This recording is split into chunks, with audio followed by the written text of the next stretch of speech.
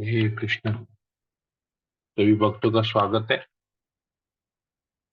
तो हम लोग श्रीमद् भागवतम पढ़ रहे हैं। तो हमने पढ़ा कि किस प्रकार एक दिन परीक्षित महाराज हिरण का शिकार करने गए और हिरण का शिकार करते करते बहुत दूर निकल गए और उन्हें भूख और प्यास सताने लगी। तो उस समय वो जलाशय के खोज में एक मुनि के आश्रम में पहुंचे और मुनि ऑलरेडी समाधि में थे। तो वो महाराज परीक्षित की उपस्थिति को समझ नहीं पाए वहां पर, क्योंकि समाधि में थे। और महाराज परीक्षित ने इस अपमान समझा और वहां से निकलते वक्त उनके गले में एक मृत सांप, मृत सर्प को रख दिया। ऐसे महान ऋषि मुनि जो कि सम्मान योग्य होते हैं, उन्हें फूलों की माला पहनाई जाती है। तो परीक्षित महाराज ने उनको अपमानित किया, एक मृत सर्प की माला उन्हें पहना दी। तो हमने पढ़ा कि कोई सोचते हैं कि ऐसा क्यों किया। परीक्षित महाराज तो शुद्ध भक्त है, शुद्ध भक्त कभी किसी का अपमान नहीं कर सकते। क्षत्रिय, महान क्षत्रिय हैं, भगवान के शुद्ध भक्त हैं, पांडवों के वंशज हैं। परंतु ये सब हमने फिर पढ़ा कि किस प्रकार भगवान की इच्छा से ये सब कुछ होता है। तो इसके बाद वो फिर अपने राजमहल में वापस आ गए और राजमहल में आके सोचने लगे। यहाँ से अब हम आगे पढ़ेंगे। ओम अज्ञानतिमिरान्धस्य ज्ञानाञ्जनशलाकया चक्षुरुन्मीलितं येन तस्मै श्रीगुरुवे नमः। नमो विष्णुपादाय कृष्णप्रेष्ठाय भूतले श्रीमते भक्तिवेदांत स्वामी नामिने। नमस्ते सरस्वती देवे गौरवाणी प्रचारिणे निर्विशेष शून्यदिपाश्चात्य देशकालिने। हे कृष्णा करुणा सिंधु दीनबंधु जगतपते गोपेश गोपिका कांत राधा कांत नमस्ते। तप्त कांचन गौरांगी राधे वृंदावनेश्वरी विश्वभानुसुत देवी परमाणु प्रिय वाञ्छाकल्पतरुभ्यश्च कृपा सिन्धुभ्येव च पतितानां पावनेभ्यो वैष्णवेभ्यो नमो नमः। जय श्री कृष्ण चैतन्य प्रभु नित्यानंद श्री अद्वैत गदाधर शिव साधिका और भक्तवृंद। हरे कृष्णा कृष्ण कृष्ण हरे हरे, हरे राम राम हरे। मंगलाचरण की जय। ओम नमो भगवते वासुदेवाय। ओम नमो भगवते वासुदेवाय। ओम नमो भगवते वासुदेवाय। श्रीमद् भागवतम प्रथम स्कंद अध्याय 18 श्लोक नंबर 31। लौटने पर महाराज परीक्षित जब अपने राजमहल में वापस लौटे तो वे सोचने लगे तथा मन ही मन तर्क करने लगे कि क्या मुनि इंद्रियों को एकाग्र करके तथा आंखें बंद किए सचमुच समाधि में थे, अथवा वे निम्न क्षत्रिय का सत्कार करने से बचने के लिए समाधि का स्वांग रचा रहे थे। अब वो सोच रहे हैं क्या वो एक्चुअली में समाधि में थे या समाधि का ढोंग कर रहे थे। तात्पर्य में प्रभुपाद जी लिखते हैं, भगवत भक्त होने के कारण राजा ने अपनी इस कार्यवाही को उचित नहीं समझा। अतएव वे सोचने लगे कि क्या मुनि सचमुच समाधि में थे अथवा वे बहाना बना रहे थे जिससे उन्हें राजा का स्वागत न करना पड़े, क्योंकि राजा क्षत्रिय तथा अतएव पद में उनसे निम्न था। उत्तम जीव जब कभी कोई त्रुटि करता है तो उसके मन में तुरंत पश्चाताप होता है। शील विश्वनाथ चक्रवर्ती ठाकुर तथा शील जीव गोस्वामी यह नहीं मानते कि राजा का यह कार्य उनके विगत दुष्कर्मों के कारण था। यह योजना तो भगवान ने राजा को अपने घर भगवत धाम में वापस बुलाने के लिए बनाई थी। तो कोई जो भक्त होता है वो सोचता है अपने कुछ भी कर्म के बारे में ना, सोचता है कि क्या मैंने ये सही किया, क्या गलत किया। तो राजा जी सोच रहा था क्या वो सचमुच समाधि में था। क्योंकि क्षत्रिय तो ब्राह्मण कुल के नीचे आता है, ब्राह्मण सर्वोच्च कुल होता है, ब्राह्मण क्षत्रिय वैश्य शूद्र। तो या तो ऐसा तो नहीं था कि मैं, वो ब्राह्मण है मैं क्षत्रिय हूँ, मैं उनसे निम्नम हूँ, तो वो मुझे स्वागत नहीं करना चाहते। तो ये इस प्रकार सोच रहे थे। तो हमें भी, हमसे अगर कुछ अनजाने में कुछ ऐसा कार्य होता है जिससे किसी को ठेस पहुंचती है या किसी का अपमान होता है, तो हमें भी सोचना चाहिए कि क्या हमने ये सही किया, कहीं हमने किसी भक्त के चरणों में अपराध तो नहीं कर दिया। तो ये हमें करना चाहिए, सोचना चाहिए, या कुछ भी करने से पहले सोचना चाहिए, क्या मेरे कर्मों से, क्या मेरे इस कर्म से किसी के, किसी वैष्णव के चरणों में, भगवान के चरणों में या भक्तों के चरणों में अपराध तो नहीं हो रहा है। तो हमें बड़े ध्यान पूर्वक, वैष्णवों के साथ जब हम डीलिंग्स करते तो बड़े ध्यान पूर्वक हमको ये डीलिंग करना चाहिए। आगे बताते हैं सुत गोस्वामी। उस मुनि का एक पुत्र था जो ब्राह्मण पुत्र होने के कारण अत्यंत शक्तिमान था। जब वह अनुभवहीन बालकों के साथ खेल रहा था, तभी उसने अपने पिता को विपत्ति सुनी, अपने पिता की विपत्ति सुनी, जो द्वारा, जो राजा द्वारा लाई गई थी। वह बालक वहीं पर इस प्रकार बोला। तो वो खेल रहा था, उस मुनि का एक पुत्र था, और क्योंकि वो ब्राह्मण पुत्र था, तो उसमें भी ब्राह्मणिकल क्वालिटीज थी, और वो बहुत शक्तिमान था, शक्तिशाली था। क्यों? क्योंकि ब्राह्मण का पुत्र था, उसने ब्रह्मचर्य का पालन किया था। तो ब्रह्मचार्य से और ब्राह्मण होने के कारण वैदिक मंत्र उच्चारण, वैदिक मंत्र की जानकारी होने के कारण, एक ब्राह्मण जैसा जीवन जीने के कारण, वो तपस्वी जीवन, बेसिकली तपस्वी जीवन जीने के कारण उसमें बहुत शक्ति थी। तो वो अनुभवहीन बालकों के साथ खेल रहा था, मतलब स्वयं भी अनुभवहीन था। अनुभवहीन मतलब कोई एक्सपीरियंस नहीं, बच्चे हैं। एक्सपीरियंस नहीं मतलब वो कोई भी कार्य, कोई भी डिसीजन लेने में ना उनको एक्सपीरियंस नहीं है, तो सही गलत का निर्णय नहीं कर सकते। किसके साथ कैसे हमको डील करना चाहिए उसका एक्सपीरियंस नहीं है उनके पास। अपने बड़ों के साथ कैसे डील करना चाहिए, छोटों के साथ कैसे डील करना चाहिए, क्षत्रियों के साथ, ब्राह्मणों के साथ, वैश्यों के साथ, शूद्रों, किसके साथ कैसे डीलिंग, अनुभवशील, अनुभवहीन, इन एक्सपीरियंस्ड थे, था वो लड़का। तो इन एक्सपीरियंस लड़का इन एक्सपीरियंस लड़कों के साथ ही खेल रहा था। तो तभी उसे पता चला कि परीक्षित महाराज ने उनके पिता के साथ क्या किया है। तो उसी समय वो बोला, क्या बोला,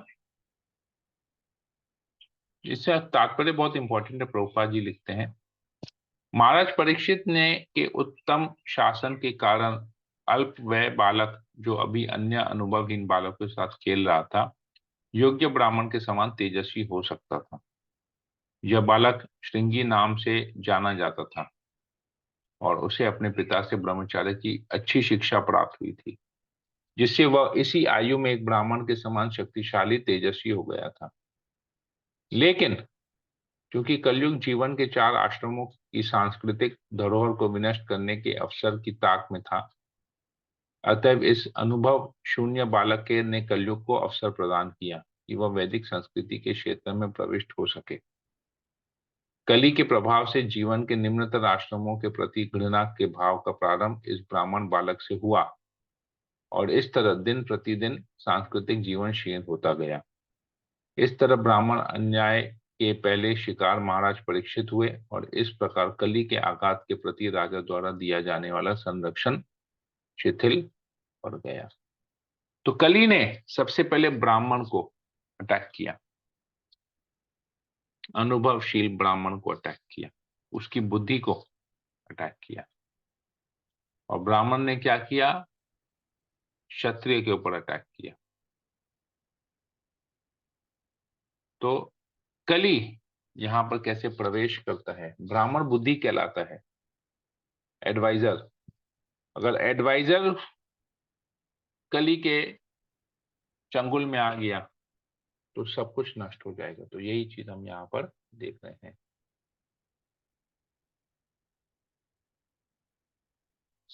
ब्राह्मण बालक श्रृंगी ने कहा, अरे शासकों के पापों को तो देखो,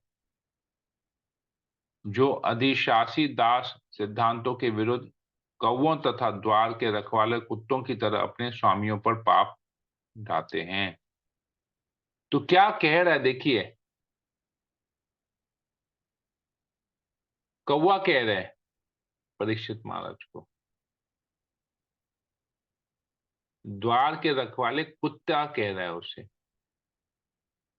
और ये लोग क्या कर रहे हैं? कुत्ते अपने स्वामियों को, मतलब ब्राह्मण अपने आप को स्वामी समझ रहा है और राजा को कुत्ता कौवा कह रहे हैं। देखिए कितना सोच ब्राह्मण का, कैसे कली ने उसके दिमाग पे अटैक किया। शुद्ध भक्त है परीक्षित महाराज, कुछ गलती हो गई। और भगवान गीता में क्या कहते हैं? अपिचेत दुराचारो भजते माम अनन्य भाग। कहता है कि कोई व्यक्ति, कोई भक्त किसी कारण से अगर कोई गलत गलत कार्य भी करता है, परंतु अगर वो भक्ति में लगा हुआ है तो उसे भक्त ही समझना चाहिए।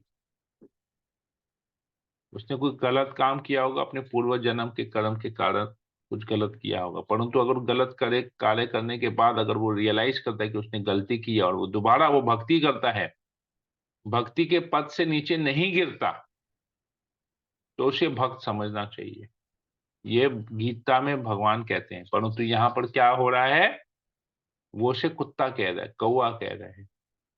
हालांकि भक्त है, क्योंकि परीक्षित महाराज ने रियलाइज किया कहीं तो गड़बड़ किया है मैंने, मतलब अपनी गलती को स्वीकार कर रहा है वो, एहसास है उसे। परंतु ब्राह्मण क्या कह रहा है? वो कौवे कुत्ते के समान उसको कर रहा है। प्रभुपाद जी तात्पर्य में लिखते हैं, ब्राह्मणों को समाज रूपी शरीर का सिर तथा मस्तिष्क माना जाता है और क्षत्रियों को बाहु।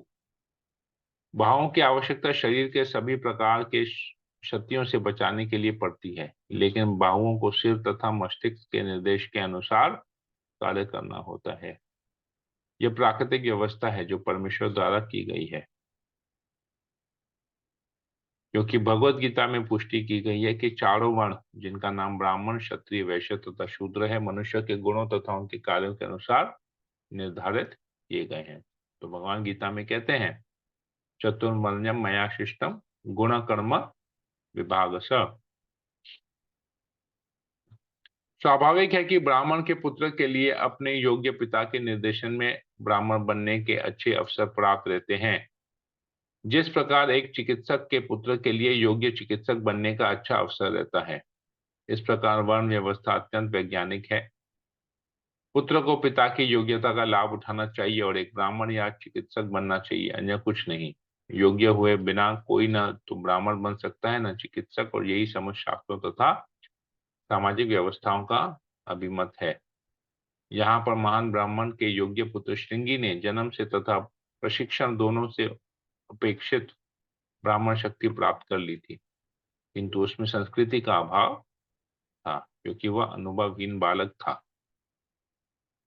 तो शिक्षा तो प्राप्त कर ली,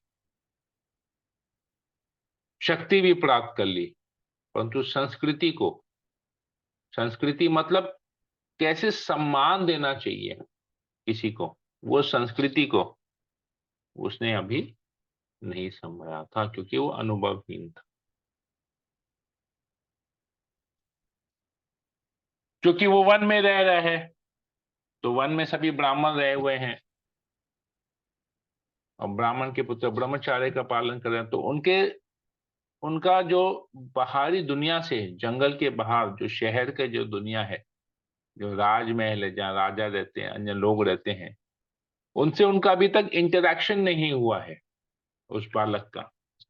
इसलिए उसे अनुभवहीन बताया जा रहा है, क्योंकि वो भी बाहरी जगत से, वो केवल जंगल में है और दूसरे अपने ही एक लेवल, ब्राह्मण बालकों से डीलिंग कर रहा है, बाहरी दुनिया से अभी तक डील नहीं किया है, तो उसे वो संस्कृति का अभाव है, अनुभवहीन है वो। यहाँ पर ये प्रभुपाद जी बता रहे हैं। कली के प्रभाव से यह ब्राह्मण बालक अपनी ब्राह्मण शक्ति से गर्वित हो उठा और गलत ढंग से महाराज परीक्षित की तुलना कौवों तथा रखवाले कुत्तों से कर बैठा। राजा निश्चय ही इस अर्थ में राज्य के रखवाले कुत्ते की भांति ही होता है, क्योंकि उसे सीमा की सुरक्षा के लिए उस पर कड़ी निगरानी रखनी पड़ती है। तथापि उसे कुत्ता कहकर संबोधित करना अल्प सभ्य बालक का द्योतक है। इस प्रकार ब्राह्मण शक्ति का पतन तब से प्रारंभ हुआ जब वे संस्कृति के बिना जन्म सिद्ध अधिकार पर बल देने लगे। तो ब्राह्मण कुल का पतन कैसे होता है कि मैं ब्राह्मण हूं, मेरा ब्राह्मण परिवार में जन्म हुआ है, संस्कृति मिली नहीं हो, भले आचरण नहीं अकाटता हो, लेकिन जन्म सिद्ध अधिकार पर बल देते हैं। भगवान क्या कहते हैं, गुण और कर्मों के हिसाब से वो ब्राह्मण कहलाता है। परंतु यहां पर क्या हम देख रहे हैं, गुण और कर्म कर्म नहीं है ब्राह्मण जैसे, जन्म सिद्ध अधिकार के ऊपर में सब लोग बल देते हैं। तो यहीं से ब्राह्मण जाति का पतन कलयुग में शुरू हुआ।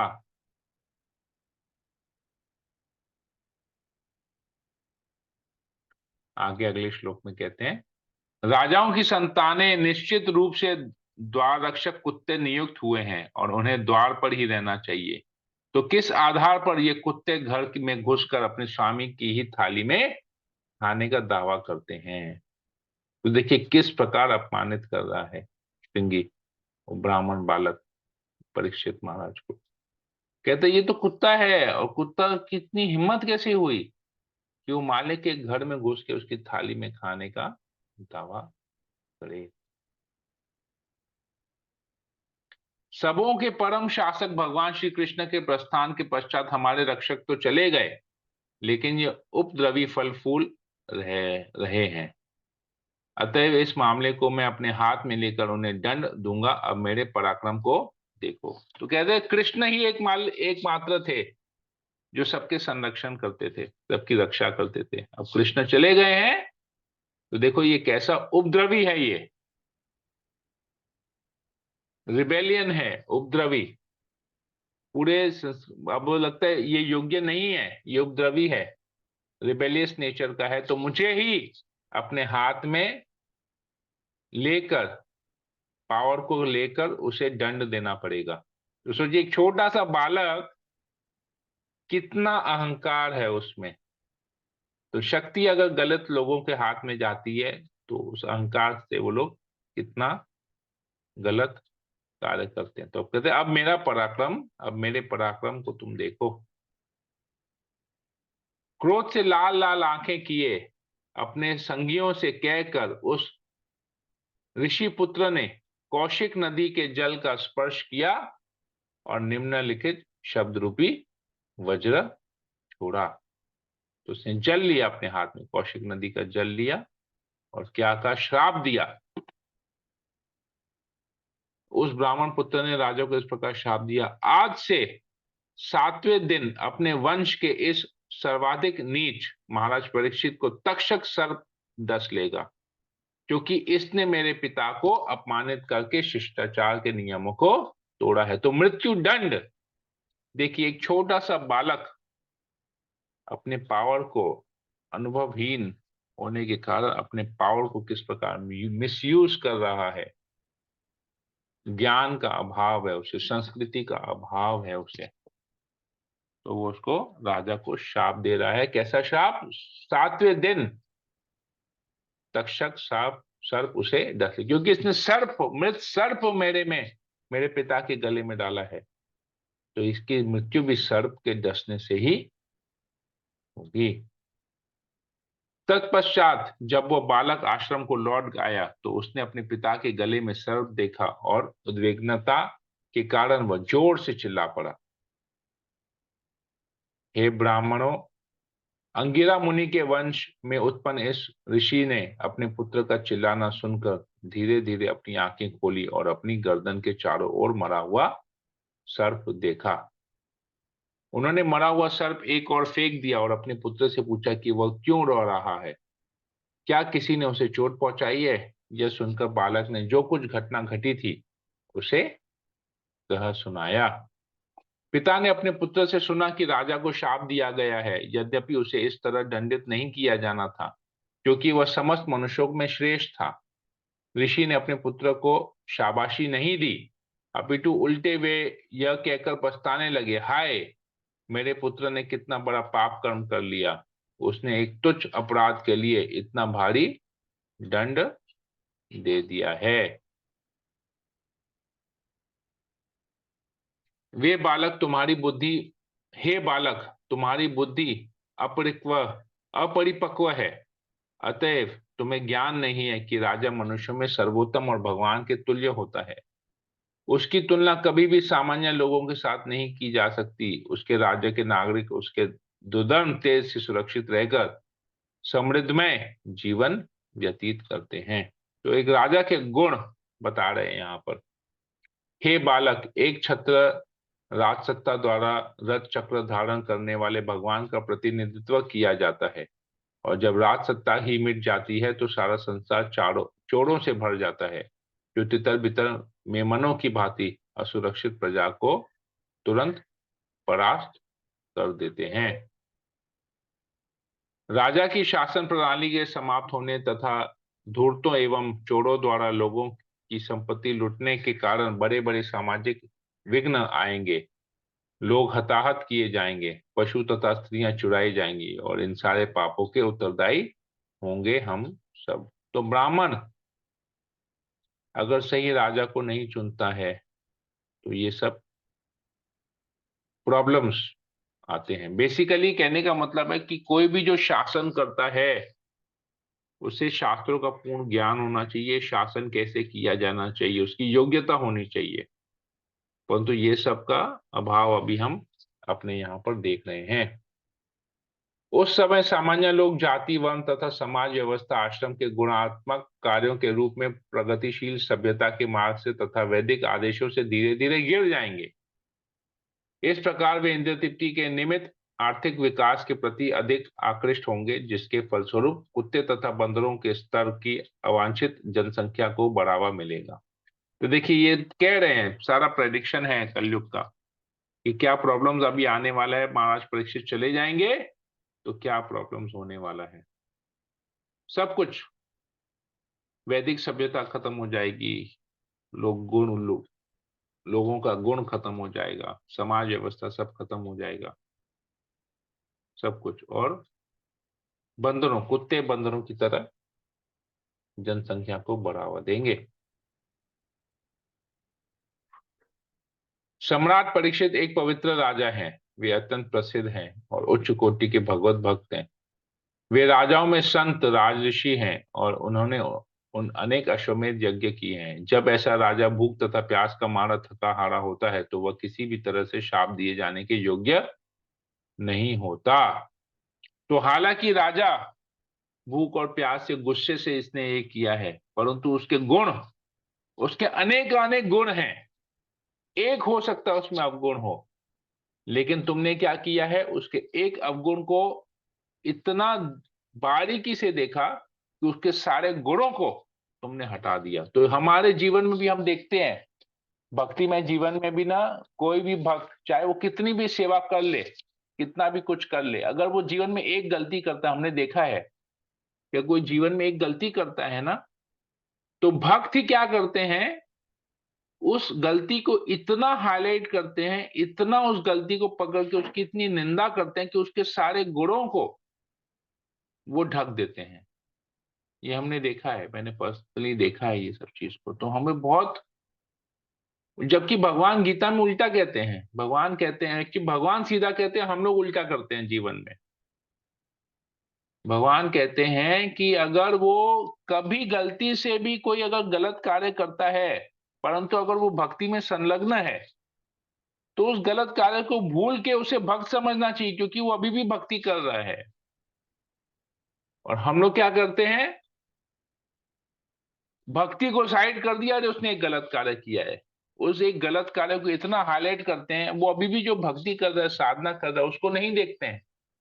गलत कार्य उसने जीवन में एक बार किया, आजीवन उसी गलत कार्य के ऊपर उसको टोकते रहेंगे और उसकी भक्ति में बाधा डालते रहेंगे। तो देखिए, ये प्रॉब्लम है। जबकि यहां पर क्या कह रहे हैं कि नहीं, उसका कोई गलती नहीं हो, तो भूख प्यास का मारा था, लेकिन वो इतना, उसके इतने सारे गुण हैं, तो उन गुणों के सामने ये एक छोटा सा प्रॉब्लम हुआ, भूख और प्यास का मारा, तो ये कुछ कोई बड़ा चीज नहीं है, बड़ा इशू नहीं है। लेकिन हम छोटी सी गलती को बड़ा इशू बना देते हैं और बड़े इशुओं को खत्म कर देते हैं कि भाई इसने क्या क्या सेवाएं की, क्या प्रचार किया, क्या कुछ, ये सब छोड़ देते हैं। तब ऋषि ने सर्वव्यापी भगवान से अपने अप्रौढ़ तथा बुद्धिहीन पुत्र को क्षमा करने के लिए प्रार्थना की, जिसने ऐसे व्यक्ति को शाप देने का महान पाप किया था, जो समस्त पापों से मुक्त था और पराश्रित एवं सभी प्रकार से रक्षा किए जाने के योग्य था। तो ऋषि मुनि स्वयं उस गलती को स्वीकार किया, अपने पुत्र की गलती को, और भगवान से प्रार्थना की। भगवान के भक्त इतने सहिष्णु होते हैं कि अपमानित होने, ठगे जाने, शापित होने, विचलित किए जाने, उपेक्षित होने अथवा जान जान से मारे जाने पर भी कभी बदला लेने का विचार नहीं करते। तो ये क्वालिटीज होना चाहिए। हमको बदला कभी नहीं लेना चाहिए, टिट फॉर टैट जो कहावत है, वो नहीं करना चाहिए। इस प्रकार मुनि ने अपने पुत्र द्वारा किए गए पाप के लिए पश्चाताप किया। उसने राजा द्वारा किए गए अपमान को गंभीरता से ग्रहण नहीं किया। तो वैष्णव अपराध नहीं लिया, बेसिकली ब्राह्मण ने अपराध नहीं लिया, उल्टा अपने पुत्र की गलती को स्वीकार किया और पुत्र की गलती के लिए स्वयं पश्चाताप करने लगे। सामान्यतया अध्यात्मवादी अन्यों द्वारा संसार के द्वंद्वों में लगाए जाने पर भी व्यथित नहीं होते, न ही वे सांसारिक वस्तुओं में आनंद लेते हैं, क्योंकि वे अध्यात्म में लगे रहते हैं। इस प्रकार श्रीमद् भागवत के भागवतम इस प्रकार श्रीमद् भागवत के प्रथम स्कंद के अंतर्गत ब्राह्मण बालक द्वारा महाराज परीक्षित को शाप नामक 18वें अध्याय के भक्ति वेदांत तात्पर्य पूर्ण हुए। हरे कृष्णा। तो हमने इसको आज कंप्लीट किया। किसी बात को कोई प्रश्न हो, कोई कमेंट हो, तो यहाँ पूछ सकते हैं, बोल सकते हैं। हरे कृष्णा प्रभु जी। हरे कृष्णा। यस नेहा शर्मा। प्रभु जी, जब वो ब्राह्मण का बालक वो वन में ही रहता था, हम्म। मतलब देखा जाए तो जो बाहरी दुनिया उसे कांटेक्ट ही नहीं था, हम्म। तो फिर भी उसने इतनी निम्न स्तर की भाषा का इस्तेमाल क्यों, कैसे किया? हमने वो देखा ना, कली के अटैक से हुआ ना, उस गर्व आ गया ना उसमें कि मैं अब छोटे से बालक को अगर आप पावर देंगे तो उस पावर से वो गर्वित हो जाएगा। गर्वित कैसे हुआ? कली का कली का प्रभाव था, गर्व आ गया उसमें। Proud, when you become proud of something, proud of power, अगर आपको ज्ञान नहीं है और आपको पावर दे दिया गया तो उससे घमंड आएगा, अहंकार आएगा, उस पावर का मिसयूज होगा। हम देखते हैं ना, अभी हम ऊपर के लेवल पे देखते हैं, बहुत लोगों के पास बहुत कुछ पावर रहता है, चाहे वो प्रशासक के लेवल पे हो। लोग अपने पदवी का पावर दिखाते हैं ना? नहीं दिखाते हैं।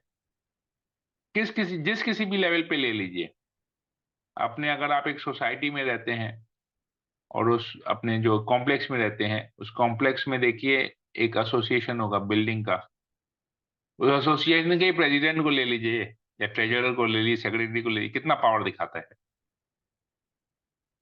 तो एक छोटा सा बिल्डिंग का, छोटा सा एसोसिएशन का कोई अगर प्रेसिडेंट या सेक्रेटरी या ट्रेजरर बनता है, कितना पावर दिखाता है। वैसे समाज का कोई ठेकेदार होता है, कितना पावर दिखाता है। उसको कोई पदवी खाली मिल जाए, कितना पावर दिखाता है ना? ऐसा दिखते हैं ना? नहीं दिखते हैं। जी प्रभु जी। एक छोटे से एमएलए को देख लीजिए, एक काउंसिलर को देख लीजिए, पदवी का पावर, लगता है वो ही सबका करता धरता है। तो बालक ने क्या सोचा, ये कृष्ण तो चले गए, ऐसे बेकार लोगों को छोड़ के गए, अब मुझे ही कुछ करना पड़ेगा अभी। तो घमंड आ गया ना, मुझे ही कुछ करना पड़ेगा, मुझे ही सब व्यवस्था को ठीक करनी पड़ेगी, मैं ही करता हूं। भगवान कृष्ण गीता में कहते हैं, प्रकृति क्रियमाणानि गुणे कर्माणि सर्वश अहंकार विमूढ़ आत्मा कर्ता अहम इति मन्यते। भगवान कहते हैं जो भी कार्य हैं वो प्रकृति के 3 गुणों द्वारा होते हैं। प्रकृति क्रियमाणानि गुणे कर्माणि सर्वशः, सारे कर्म प्रकृति के 3 गुणों पर स्थित उसके आधार पर होते हैं। अहंकार विमूढ़ आत्मा, ये जो विमूढ़ है, विमूढ़ मतलब बेवकूफ, जो जीव है, जीव आत्मा है, अहंकार वश, अहंकार विमूढ़ आत्मा कर्ता अहम इति मन्यते, वो क्या करता है, वो क्या सोचता है, मैं ही करता हूं, कर्ता अहम इति मन्यते, वो ये मान बैठता है कि मैं ही करने वाला हूं। अहंकार विमूढ़ आत्मा, भगवान ही गीता में कह रहे हैं। तो अहंकार वश ये भी सोच रहा है कि अब मुझे ही कुछ करना पड़ेगा, ये व्यवस्था को ठीक करना मेरा ही काम है, भगवान तो चले गए, अब जिम्मेदारी मेरी हो गई। समझे क्यों ऐसा हुआ? जी प्रभु जी।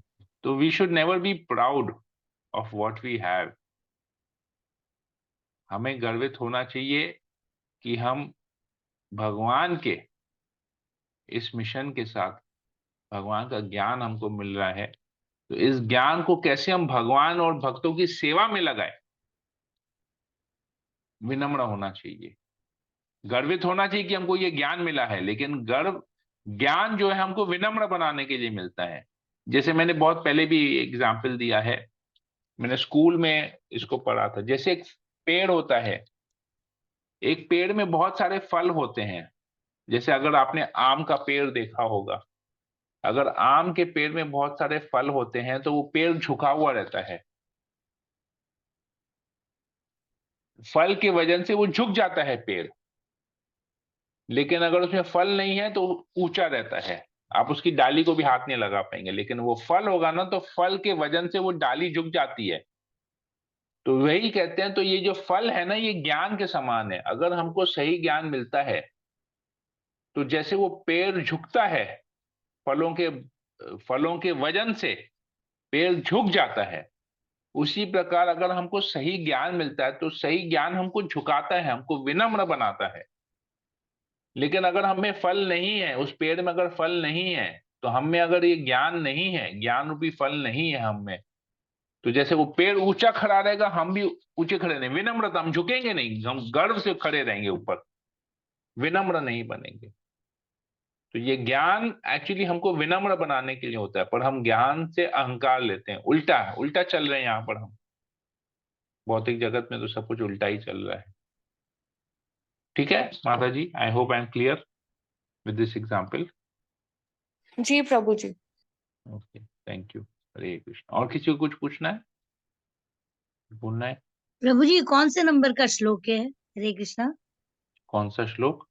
यही जो आपने अभी बोला कि अगर किसी को ज्ञान का घमंड हो जाता है या बिना ये ज्ञान मैंने के बोला, मैंने घमंड हो स्कूल में एक एग्जाम्पल पढ़ा था, स्कूल के टाइम का है, तो मेरे टीचर जाता, ने एक बार मुझे रिपीट बताया करिए था। प्रभु जी। एक बार प्लीज रिपीट करिए श्लोक को। श्लोक नहीं है ना, मैंने बोला ना, स्कूल में मेरे टीचर ने एक एग्जाम्पल हमको बताया था, एक एनालॉजी दिया था कि अगर नहीं जैसे आप, पेड़ में है।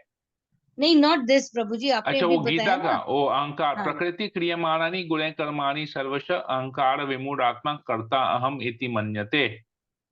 मैंने ये ये भगवत लर्न गीता में करने आता वाला है। है ना, इसीलिए मैं पूछ हाँ, रही ये थी भगवत कि गीता का आता है, श्लोक आता है, कर्म योग में आता है। कर्मयोग में। ठीक है प्रभु जी। अहंकार विमूढ़ आत्मा। आपको श्लोक का नंबर चाहिए क्या? मैं वही पूछ रही थी प्रभु जी। श्लोक का नंबर मैं आपको बताता हूँ, 1 मिनट, अभी बता देता हूँ आपको।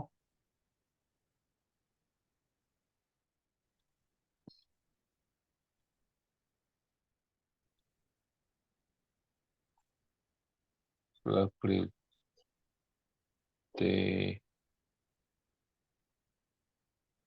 क्रियमाणानि 3.27। थैंक यू ओके, प्रभु जी। हरे कृष्ण। कर्म थैंक यू योग है, प्रभु जी। 3rd चैप्टर, हाँ उसका जी, 27 नंबर श्लोक है, 3.27। ठीक है, ठीक है प्रभु जी। हरे कृष्ण। ये कृष्णा। ओके, और किसी को कुछ पूछना है?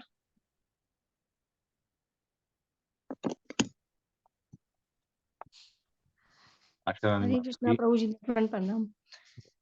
उसमें बताया था कि जो भी कुछ भी परीक्षित महाराज ने या वो ब्राह्मण बालक ने किया, हम्म, वो सब मतलब कि एक प्लान था एक हम्म, भगवान का किया हुआ, कि हम्म, उनको भगवत धाम बुलाने के लिए। तो हम्म, जो हम लोग भक्ति करते हैं या फिर जो हम्म, भक्त बनते हैं, भगवान के हम्म, चरणों में अपना को समर्पित करते हैं, हम्म।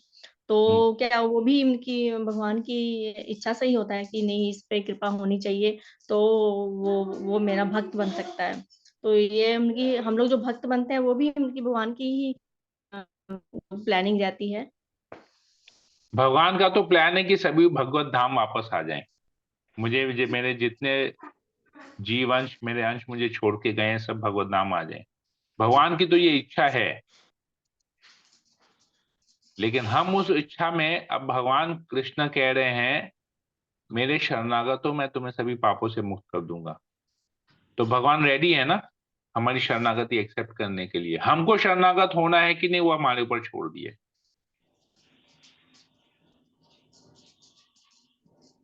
तो भगवत धाम तो अल्टीमेटली जाना ही है, कब जाना है उसका डिसीजन हमारे ऊपर छोड़ दिया है।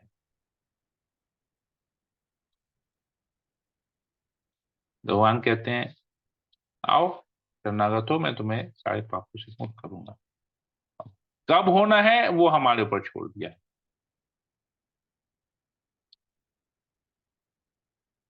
तो भगवान प्लानिंग कब स्टार्ट करेंगे हमारे लिए? जब हम शरणागत होंगे, उसके पहले प्लानिंग नहीं जब करेंगे। जब हमारी उनकी प्रबल इच्छा होगी। यस। तो भगवान हमारी लाइफ में कब इंटरफियर करेंगे? जब हम भगवान के प्रति शरणागत होंगे, तब से भगवान का प्लानिंग स्टार्ट हो। हमको भगवान के प्रति शरणागत नहीं होना है, तो भगवान हमारे लिए प्लानिंग क्यों करेंगे? सब कुछ देके रखे हैं, ऑक्सीजन देके रखे हैं, सनलाइट देके रखे हैं, सूर्य की रोशनी, चंद्रमा की रोशनी, ऑक्सीजन, जल, सब कुछ हमको देके रखे हैं, सारा फैसिलिटी देके रखे हैं। भक्ति करें चाहे नहीं करें, हमको ऑक्सीजन सप्लाई मिलते रहेगा सांस लेने के लिए। भक्ति करे चाहे नहीं करे, सूर्य की रोशनी मिलेगी। भक्ति करे चाहे नहीं करे, चंद्रमा की रोशनी मिलेगी। दिन रात अपने आप सब कुछ होते रहेगा। लेकिन जब भक्ति करना स्टार्ट करेंगे, तो भगवान हमारे एक्टिविटीज को भी कंट्रोल करना स्टार्ट करेंगे। समझ में आया? भगवान का प्लानिंग कब स्टार्ट होगा? जी प्रभु जी। ठीक है। अरे, और किसी को कुछ पूछना है?